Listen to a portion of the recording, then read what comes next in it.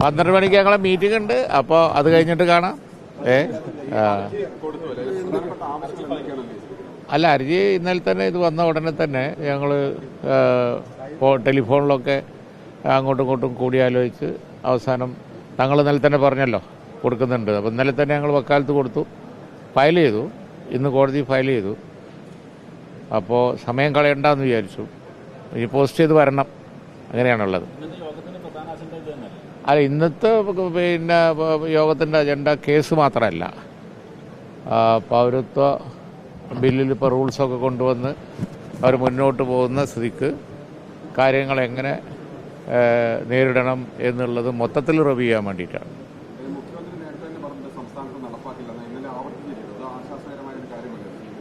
അല്ല, അത് പിന്നെ സംസ്ഥാന ഗവൺമെൻറ്റുകൾ അങ്ങനെ പറയുന്ന കാര്യം നല്ല തന്നെ. പക്ഷേ എന്താ പ്രശ്നം എന്ന് വെച്ച് കഴിഞ്ഞാൽ സംസ്ഥാന ഗവൺമെൻറ്റുകളെ മറികടന്നുകൊണ്ടുള്ള സമിതിയാണുള്ളത്. അതാണ് വിഷയം. അങ്ങനെയാണ് പറയുന്നത്. അതുകൊണ്ട് അതൊക്കെ ഒന്ന് നിയമപരമായി പരിശോധിക്കണം. അതായത് ഉണ്ടാക്കിയിരിക്കുന്ന സമിതിയിലൊക്കെ കേന്ദ്ര ഗവൺമെൻറ്റിന് ഒരു അപ്രമാദിത്വമുള്ള രീതിയിലൊക്കെയാണ് റൂൾസ് കൊണ്ടുവന്നിരിക്കുന്നത് എന്നാണ് പറയുന്നത്. സംസ്ഥാന ഗവൺമെൻറ്റുകൾ എന്ത് ചെയ്യാൻ പറ്റും എന്ന് അറിഞ്ഞൂടാ. ഇപ്പോൾ കേരളം മാത്രമല്ലല്ലോ, തമിഴ്നാട് മറ്റ് എല്ലാ സ്ഥലങ്ങളിലും. തമിഴ്നാട്ടിലിപ്പോൾ നമ്മളും ഗവൺമെൻറ്റിലുള്ളതാണ്, അവിടുത്തെ ഭരണകക്ഷിയാണ്. അപ്പോൾ ഞാൻ പറയുന്നത് എന്താണെന്ന് വെച്ച് കഴിഞ്ഞാൽ ഞങ്ങൾ മൊത്തം ഒന്ന് പരിശോധിക്കുകയാണ് എന്തൊക്കെയാണ് ഇതിൻ്റെ റൂൾസിൽ കൊണ്ടുവന്നിരിക്കുന്നത് എന്നുള്ളത്. ഞങ്ങളുടെ അടുത്ത് ഡീറ്റെയിൽസൊക്കെ ഉണ്ട്. ഞങ്ങളെ വക്കീൽമാരൊക്കെ റെഡിയായി നിൽപ്പുണ്ട്.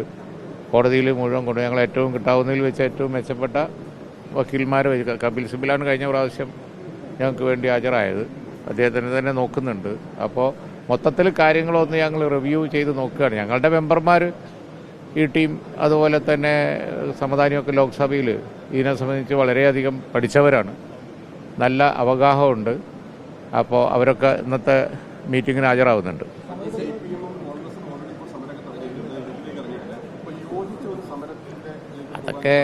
അതൊക്കെ ഇനി രണ്ടാമത് ആലോചിക്കേണ്ട വിഷയമാണ്. നമ്മൾ ഫലപ്രദമായിട്ട് ഈ കാര്യത്തെ എങ്ങനെ ചെറുക്കാൻ കഴിയും എന്നാ നോക്കേണ്ടത്. പ്രക്ഷോഭത്തിലെല്ലാവരും ഉണ്ട്. പ്രക്ഷോഭത്തിൽ BJP അല്ലാത്ത എല്ലാവരും ഉണ്ടാവും. അതാണ് പറഞ്ഞത്. അതാണ് ഞങ്ങൾ ഇന്നലെ തന്നെ ഫയൽ ചെയ്തത്. ഇനി കോടതിയാണ് ആ കേസിൻ്റെ ഒപ്പം പോസ്റ്റ് ചെയ്യണോ വേണ്ടേ എന്നുള്ളതൊക്കെ തീരുമാനിക്കേണ്ടത് കോടതിയാണ്. ഇത് റൂൾസ് വരൂല എന്ന് കോടതി പറഞ്ഞു. എന്നിട്ടിപ്പോൾ റൂൾസ് കൊണ്ടുവന്നിരിക്കുന്നു. അതുകൊണ്ട് അത് ശരിയല്ല എന്നുള്ള നിലയിലുള്ള ഒരു പെറ്റീഷനാണ് ഞങ്ങൾ ഇന്ന് കൊടുത്തത്. അത് ആസ് സച്ച് ഇൻഡിപെൻഡൻറ്റ് പെറ്റീഷനാണ്. പക്ഷേ അത് ഇൻഡിപെൻഡൻറ്റ് പെറ്റീഷൻ ആണെങ്കിലും കോടതി ഒരു പക്ഷേ നേരത്തെയുള്ള CA കേസിൻ്റെ ഒപ്പം പോസ്റ്റ് ചെയ്തേക്കാം. അതിപ്പോൾ പോസ്റ്റ് ചെയ്യുമ്പോഴേ അറിയുള്ളൂ. സത്യവാങ്മൂലത്തിന് വിരുദ്ധമായ ഒരു ഡിസിഷൻ വന്നു എന്നുള്ളത് ഞങ്ങളെ പെറ്റീഷനിൽ പറഞ്ഞിട്ടുണ്ട്. അതുകൊണ്ട് കോടതിക്ക് ഉറപ്പ് കൊടുത്തതാണ് കേന്ദ്ര ഗവൺമെൻറ് നടപ്പിലാക്കൂല. എന്നിട്ടിപ്പോൾ നടപ്പിലാക്കുന്ന ധൃതി പിടിച്ച് തെരഞ്ഞെടുപ്പിൻ്റെ നോട്ടിഫിക്കേഷൻ തൊട്ട് മുമ്പ് അതൊക്കെ കോടതിയിൽ വക്കീൽമാർ പറയും. ആണ്, തെരഞ്ഞെടുപ്പ് മുന്നിൽ കണ്ടിട്ടാണല്ലോ. അല്ല, ഇത്രയും 4 കൊല്ലം പൂത്തിവെച്ച് അവസാനം ഇപ്പോൾ 2 ദിവസം മുമ്പ് അല്ലെങ്കിൽ ഒരാഴ്ച മുമ്പ് കൊണ്ടുവരണ്ടല്ലോ. ദുരുദ്ദേശം മാത്രമാണ്. ആളുകളെ ഡിവൈഡ് ചെയ്യുക എന്നുള്ള ഒരു ദുരുദ്ദേശം മാത്രമാണ്. ഏതാണ്ട് തെരഞ്ഞെടുപ്പിൽ അങ്കലാപ്പ് ഉള്ളതുകൊണ്ടായിരിക്കണം. ഇപ്പൊ നേരത്തെ സ്റ്റേ വേണ്ട, ഇത് മൊത്തം പരിശോധിക്കാം എന്നുള്ളതാണ് സുപ്രീം കോടതി പറഞ്ഞത്. അപ്പോൾ ഈ ഒരു പശ്ചാത്തലത്തിൽ സ്റ്റേ കൂടി ആവശ്യപ്പെടുമോ? അതിപ്പോൾ ഇനി വക്കീൽമാർ പോസ്റ്റ് ചെയ്ത് വരുമ്പോൾ അതിൻ്റെ പശ്ചാത്തലമൊക്കെ നോക്കിയിട്ട് വക്കീൽമാർ തീരുമാനിക്കേണ്ട കാര്യമാണ്. അപ്പോൾ ആ കാര്യം ഞാനിപ്പോൾ പറയുന്നത് ശരിയല്ല. സ്റ്റേ ആവശ്യപ്പെടാമല്ലോ. കോടതിയിൽ ആർക്കും സ്റ്റേ ആവശ്യപ്പെടാം. പക്ഷേ നിയമപരമായ വിഷയം എങ്ങനെയാണെന്ന് നോക്കണം. സ്റ്റേ ആണല്ലോ ഇപ്പോൾ ആവശ്യം. അല്ലെങ്കിൽ റൂൾസ് കൂടി ഉണ്ടാക്കിയ സ്ഥിതിക്ക് അവർ നടപ്പിലാക്കി മുന്നോട്ട് പോകും. അല്ല, ഇതിൽ അതാണ് താത്വികമായ പ്രശ്നമാണുള്ളത്. മതാടിസ്ഥാനത്തിൽ കൊടുക്കുക. ഇപ്പോൾ കേരളത്തിൽ നാളെ ഈ പ്രശ്നം വന്നിട്ടല്ല.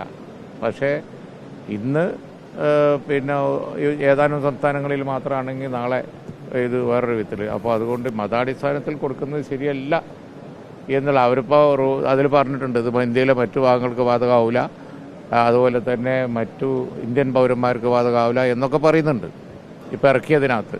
പക്ഷെ അതൊക്കെ ആണെങ്കിലും മതപരമായി പൗരത്വം കൊടുക്കുന്നത് ശരിയല്ലല്ലോ. അത് ലോകം അംഗീകരിക്കാത്ത കാര്യമാണ്. മുസ്ലിം കോർഡിനേഷൻ കമ്മിറ്റി അങ്ങനെ യോഗം വിളിച്ചു ചേർക്കാൻ എന്തെങ്കിലും ആലോചിക്കുന്നുണ്ടോ? അതറിയില്ല. ഇന്നലെ വന്നല്ലേ ഉള്ളൂ.